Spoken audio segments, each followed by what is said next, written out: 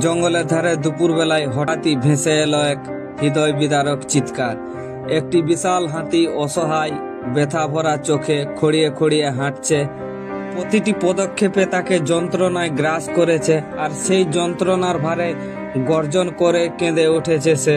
তার কষ্টের চিৎকার শুনে গ্রামবাসীরা ছুটে এলো। কেউ দূর থেকে চেয়ে দেখলো, কেউ ভয়ে ছুটল, কিন্তু কেউ সাহস পেল না তার কাছে যাওয়ার। ঠিক তখনই ভিড়ের মধ্যে থেকে এগিয়ে এলো এক যুবক, যার নাম ত্রিলোচন।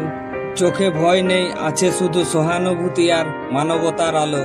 তাই হাতিটির কষ্ট দেখে সহ্য করতে না পেরে সে নিজের জীবনের ঝুঁকি নিয়ে হাতিটির কাছে যায়। ততক্ষণে হাতিটি মাটিতে শুয়ে পড়েছে।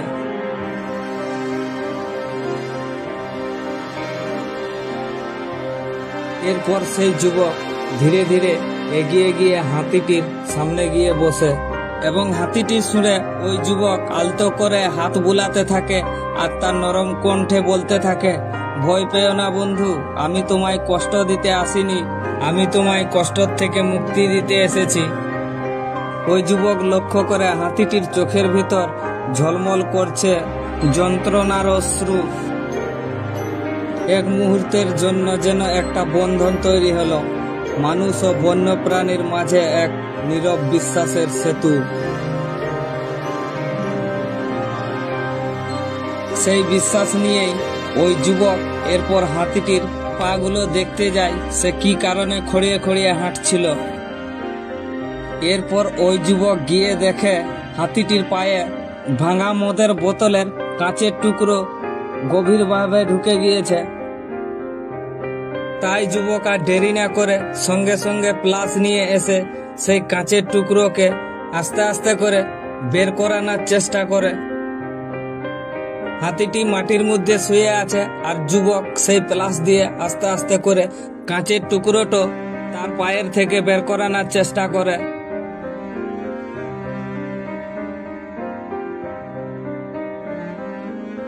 ওই দিন যন্ত্রণা জয় করেছিল করোনা, আর ওই যুবক প্রমাণ করেছিল ভালোবাসাই পৃথিবীর সব থেকে বড় শক্তি।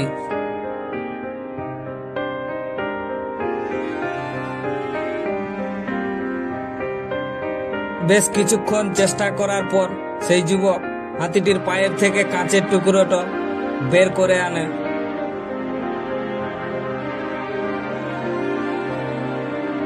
তো গাইস, ভিডিওটা যারা এখনো পর্যন্ত দেখছেন তাদের কাছে একটি বিশেষ অনুরোধ, ভিডিওটি অবশ্যই শেয়ার করবেন।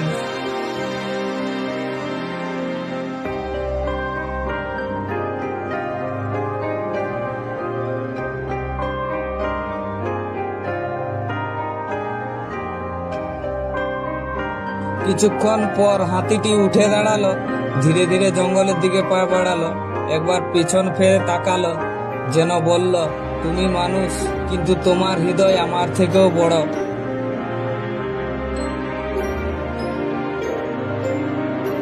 তো হাতিটি ওই জায়গা থেকে উঠে গিয়ে প্রথমে যে জায়গাতে ছিল সেই জায়গাতে গিয়ে দাঁড়ায়, এবং ওখানকার গ্রামবাসীরা হাতিটিকে জল, ধান আর কলা গাছের মাঝা এনে দেয় হাতিটির জন্য। এই হৃদয় স্পর্শী দৃশ্য দেখা গিয়েছে উড়িষ্যার ঢেনকানাল জেলার অন্তর্গত হিন্দল বনাঞ্চল এলাকায়। তারপর গ্রামবাসীরা বন দপ্তরে খবর দেয়, এবং বন দপ্তর দ্রুততার সঙ্গে এসে পৌঁছায় এবং হাতিটির চিকিৎসা শুরু করে।